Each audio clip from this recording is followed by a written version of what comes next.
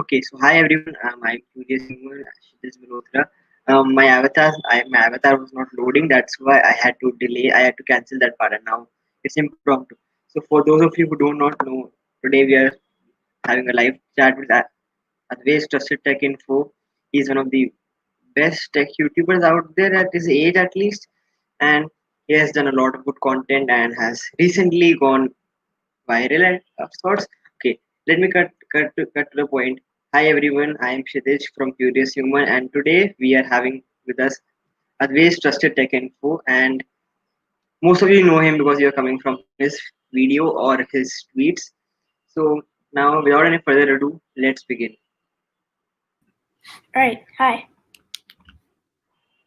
Okay, so we have with us Adhvaidh Trusted Tech Info or Adhvaidh Tech. So what a year has it been for you? Like going from 300 to like 1910, 20, about 2000 in like a few weeks now. So like, can you break it down Actually, for no. us? Actually, no. So I started in May of last year, and then Yeah, I yeah, went to. I had 200 in April, so it took me a long time to get there. And then I actually started making content on actual tech products, other than just talking about them. And then I started like actually talking about in the videos about like how the product works, all the stuff that I actually started doing reviews. So I used to make just very boring content, and it used to actually not have any sort of criteria on what it should be. But now I actually do proper reviews, and then sort of I stopped doing videos on uh, no, non-hands-on devices. So I've sort of completely transformed. So that may be why it's like I've transferred to a bit more popular, I guess. But yeah, that's how it happened. So it took a long time to get to 200, and then I started going yeah, quite yeah. quickly. Yeah. I'm asking the breakdown of the part when you went from 300 to 1900. Like in the past few months, you have transitioned. Like back in May Yeah, or when there's I a lot of discovered you. factors. I can't really explain it like once, but um, I can't really explain it Like, once. what's There's a been the lot of experience? factors, What has the you know. experience been for you? Yeah. Like maybe like just I here. So you focus on a niche crowd, right? Like my like everyone was doing tech reviews, and I started doing tech reviews, but then I realized I got to make something like specific, and there are people who do this already, but like I tried to do it a little bit different, and since I'm already a kid, it's like it already is a bit different than what everyone else is doing. But I focused on like a cinematography uh, involved review. It's like focusing on uh, of course the review because that's the main part, but it's also sort of cinematic, in a way. And that was sort of the niche I was trying to have right there, and that sort of worked out. But at the end of the day, I need to be as honest as possible, and I think I I have a very good level of non-bias because if a product is bad, I have to say it, and even if they send it to me or not, the company sends it to me or not, I have to say it's bad, and I do that because that's my job as that's my like not my job, but that's my responsibility as a reviewer. So yeah, that's pretty much it. I don't really know. But I'm saying if you are a kid and you want to do like tech reviews of sorts, you should probably start now or anytime soon because this is a good time to start. So you talked about the cinematography niche. Like, what has been the behind the scenes process behind those scenes? Because like they are like just for 15 seconds or 30 seconds of a video, but they like take a lot of back time. Like how much? Like how did you Yeah. manage it on at Yeah. all? So actually, I actually plan it very well. That's how it works out decent. Um, so for B-roll, I have like one day where I know what I'm gonna say in the review, or I usually shoot it after I shoot the A-roll for the review, so I know what I need to take the B-roll on. and then I just take it. But for intro shots, I actually like plan it out. I write it down if it's complicated, and then I execute it. It's not really executed well, but I'm trying to improve on that. And then, like for example, that floating shot, and then the intro for the latest review with like the cool background. Yeah, that was all planned out, but it didn't come out really that well because it was a bit abrupt ending and then starting. So I need to work on that. But yeah, that's basically how it's done. So intros planned out, B-roll has its specific day, and I have the script, or not. There's no script. I don't script stuff, but like the basic stuff I'm gonna say in the review, I have that in mind. And then, yeah. So basically, like keeping everything in mind and then putting it out on the screen, like that's how the whole process works. So for those who like want to emulate his qualities in that way, you need to first of all plan the things out in advance. That's the main takeaway. Yeah. So like moving on to a part, like you talked about it that you're in the technician most, and there's like the segment is quite like one of the most, like there are a lot of creators out there who are making tech videos. What do you think made you especially different afterwards from other creators? Okay. Like So if you I search on think Google and put tech and then you put any name, it's visible almost. So yeah. that's why I'm asking. Yeah. So I think it's just that, like, let's see. So as I said, first of all, I am a kid, and that's something different because there are some cool kid tech YouTubers out there, but like it's not as much as there are adults, right? That's the first thing. And then second is the niche crowd. Like only very few people, maybe Brandon Havard, does cinematic reviews. Okay, and so then that's another like specific thing that you have that others don't. So that's what you need to target. It's that something that you have that others don't, or something that you make which isn't available more widely. That's something that could factor in. Again, I don't know exactly, but you know, it's it's a couple of things.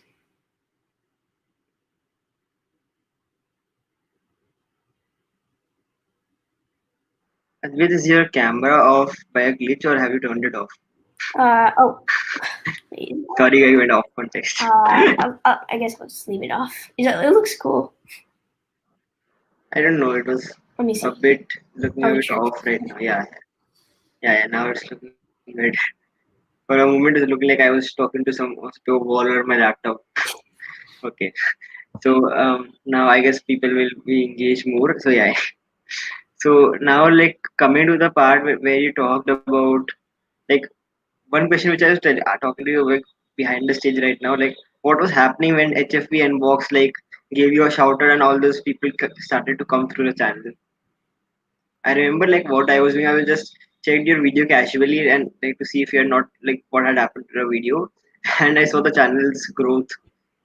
Like in one day, you had gone from 600 to 1,000. No, 640 to 910. Yeah, yeah, and then slowly it went up to 1,000 the next day, and slowly, yeah. Yes.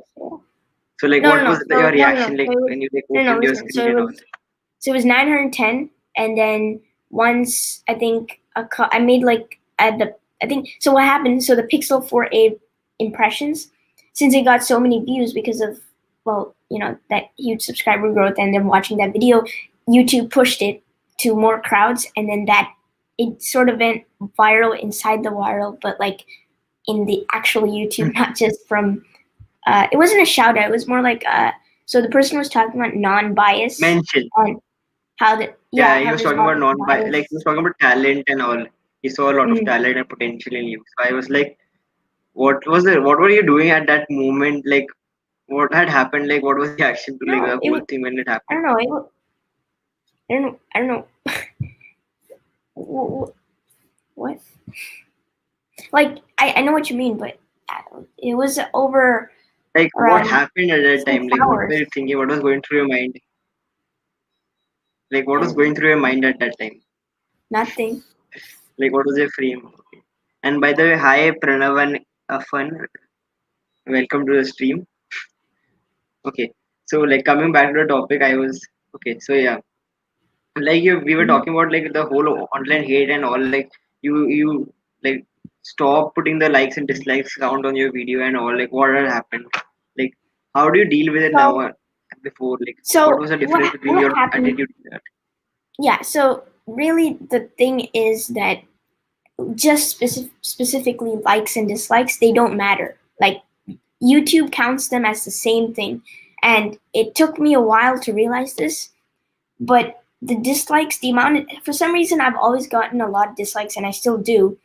But I, it's not like a lot, but more than usual, you know. But that's always, I think that's always the one that has pushed the video to more audiences, and that's what's helped with the growth. So if you get a lot of dislikes, I think that will really help you, you know, in the long run, because it pushes the videos to more people, because YouTube counts it as engagement the same way. So I mean, that's pretty much it. So like how And did you deal with the comments, like the negative comments that were coming through? oh, I just ignore Like them. Like dislikes is okay, but I like turned off comments. I mean, first of all, I get a lot of comments, but I turned off comment notifications, so I never get notified. And then if I need to reply, I just go to the comments and then scroll and see whatever I need to reply. I just ignore negative comments. And in fact, if you're fine with it, you can actually leave it, because it's more engagement and it counts as a comment. So any engagement will always help, and that's what these haters don't, not haters, these people who are negatively I don't commenting, know they if don't realize that some of they're these helping people with the just put dislike, negative comments to with get the attention. comment.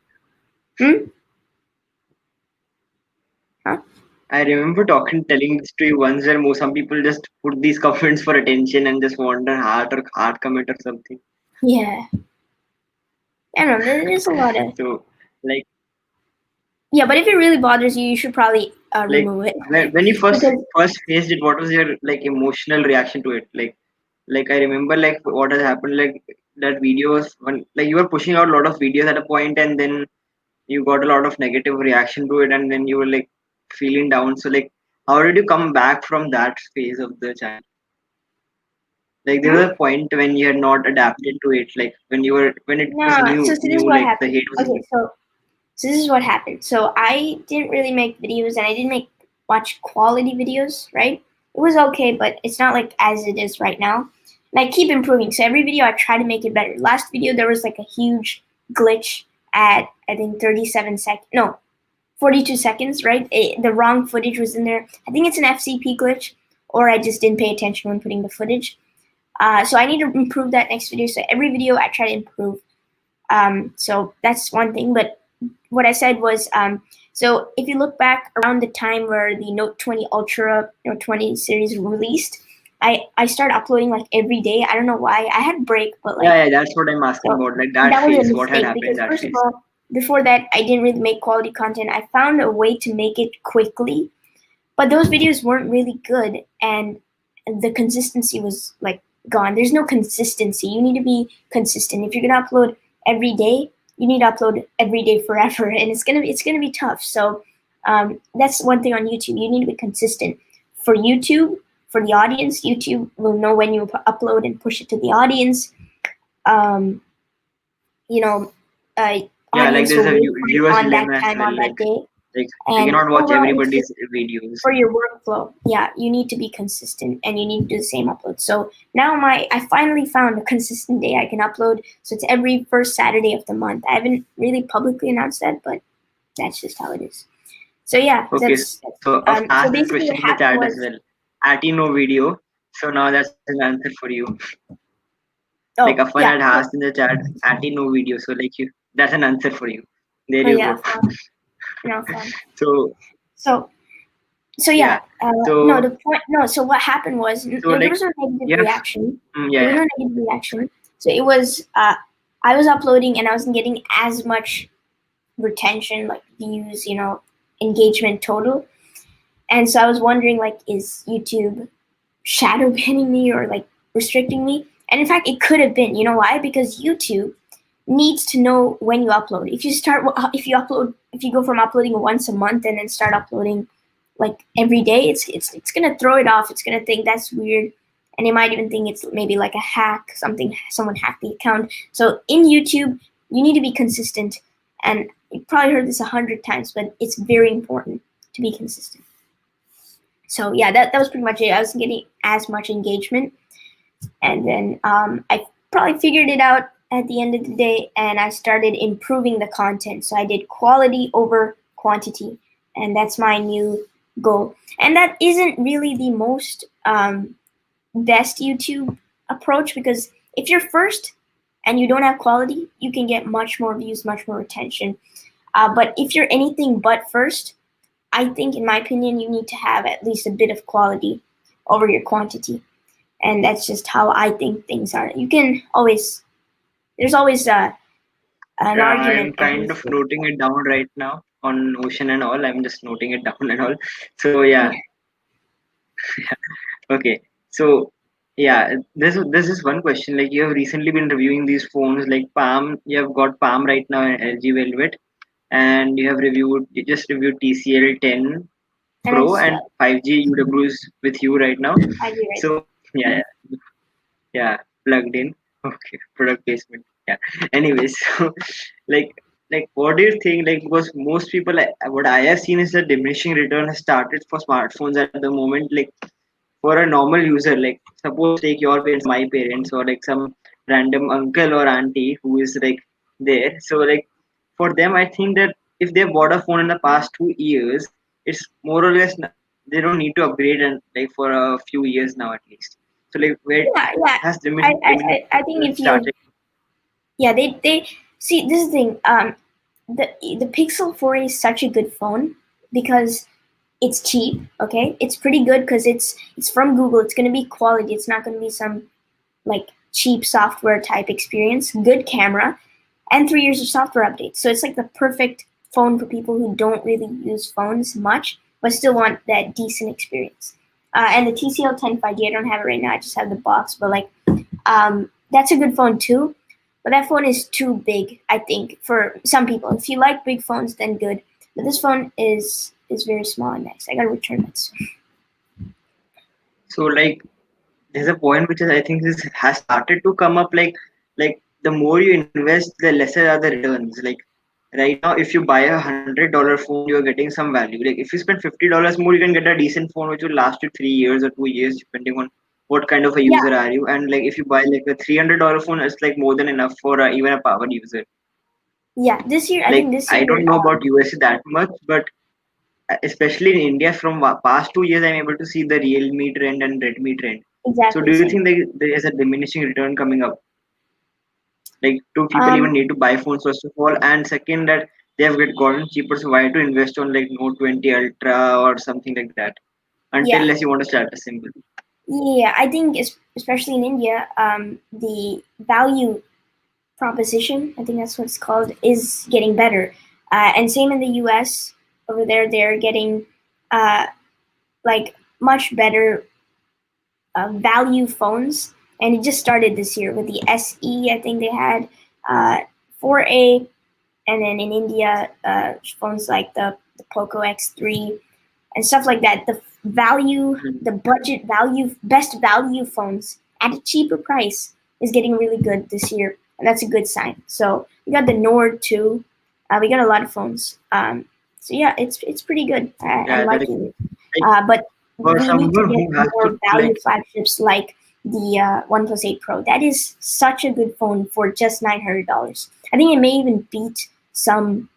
I think it beats the Note 20 Ultra, at least for me. I know it's not as beefy as in a spec department or in look camera wise or segment, camera in wise, the but I camera think part, that's a yeah. better value for $400 less. And I think I prefer that even if it were the same price, you know? Yeah, it's like like investment is like it's getting way more cheaper to buy good phones, but good phones are now like what do you remember the MKBHD tagline? Good phones are getting cheap and but yeah, cheap phones are Cheap. getting good and good phones are getting cheap, but second one is not start like second phone has got started to like second part has like got to elevate. Yeah. Like, Other so end like what you is can it? see Is it good, the good phones are getting cheap, cheap phones are getting good? Is yeah that yeah it? Yeah, Oh okay. yeah, yeah. Forgot that. That's Yeah, true. yeah. That's good. Yeah, I've seen that. I think I saw that in his what was it? Poco Infinix. Extreme. Yeah, Yeah, Infinix Note. in his Some video. Infinix Infinix Note. video, his showcase thing. Yeah. So yeah, Yeah, yeah. that's anything So else. like, is it like do you need to like invest to that point, or like people should like start to buy the cheaper phones? So Like, do you even need to here's buy a where new phone like today? After you yeah. buy a $200 phone, do you think there's a need? So here's where like this is self evaluation. This is completely up to yourself, like your needs. So if you use your phone mildly, right, not just low, you need something like a Poco X3 or actually even better a 4A. If you care about bloatware, then you definitely don't want a Poco X3. So you need to like find it. I can't just say it all here once. If you don't care about phones at all, maybe get like the Poco C3. Isn't that like a really cheap phone? I think I saw it on No, you can. In Techno. that case, you can just go the Micromax way. Micromax is like the earphones Oh yeah, are Micromax just that came out with actually phone. good enough for that. Yeah, the Micromax phone is actually pretty Like, good, but it has some holdbacks. I think it's like it has this low chip. It also used the MediaTek processors. So yeah, no, no. But seeing a target audience being like the kind of person you're trying to target is for that yeah, kind of I thing know is the target okay, I audience guess. for Micromax. I know the target audience, so it's exactly like the piece for it. It's exactly like the target audience. It's stock Android. I am Okay, I am it actually going looks to good. It looks contradict to very that stylish. because It's for Micromax. people. It's for people who are like the younger crowd, sort of, who like budget phones and are into tech. Is exactly like the Pixel 4. I like that phone. The what is it? The In One B Um, In One. Note Yeah. in Note One. No, there are two Yeah. Well, phones. The what's with in the Note One, but names? the thing is that they're marketing it as a patriotic indie phone. So Yeah, that is and going to appeal to people who are like from the older age range and all, no, I don't think because so. yeah. I don't think Anyways, so. Maybe, yeah. maybe they buy it. Okay, I don't know. I don't want to get in the whole political part of it. That's a different story. Yeah. Okay. But like cheap phones are getting good, and also yeah, that's what we are trying to indicate. So like in like 5 years down the line, I don't think so people would need to buy phones. And like, what is according to you going to be the next big thing for people to buy phones on? 5G or like foldable technology? Like these Okay. are the So two before main that, ones, I just think. want to say, this next decade will still be phones. So this entire decade is going to be phones. 2020 to 2030 or 2022. Then maybe wearables, right? So that's the thing with AR tech glasses. reviewers starting right now. It's uncertain what's going to be the next thing in 12 years, um, which is weird and kind of sad. But anyways, the I Like think the I next big think thing. it a bit more like in long run, I guess. Like I think like 2 years down the line, we might have the Apple AR glasses replacing the smartphones in a way, and No, slowly but steadily by no. 2025, we might have it. That's Okay, that's not okay, true. this is fun now. You think AR glasses are going to replace a phone? You really think so? Come on. I am not going to advocate for one perspective, but yeah, I think no, like 5 years down the line, not like right now. Nah, I disagree. I disagree. But 2025, according to my prediction, is like either see, like dude, a Google brain chip had. is going to come You out, remember, or dude? I remember this. I was like very young, but like Google had AR glasses, and everyone's like saying, "Oh, this is the next. This is the next. This is the next tablet. This is the next that, computer. This is the next and phone." Everyone was saying that. It never no, happened. no. They Back then, released the it, and technology nothing was not happened. like that developed. No. It Like was exactly in like that. 2012, technology was not that developed to support an augmented reality processing system. Now we have the Oculus Quest as an No. example So of this. Google, see, if Like you we watch can Mr. do Who's this. Boss video, you can tell. So Google had like a sort of a foundation for like a sensor that what was it called, like Project something, or no, not Aria. And then they found a better way to do it, which is the same way they do it now for AR. And so it's the same capabilities, same thing, just a bit programming better. But there were no bugs really in Google AR. It was mainly just the everyday use was not as practical. So AR glasses will be the next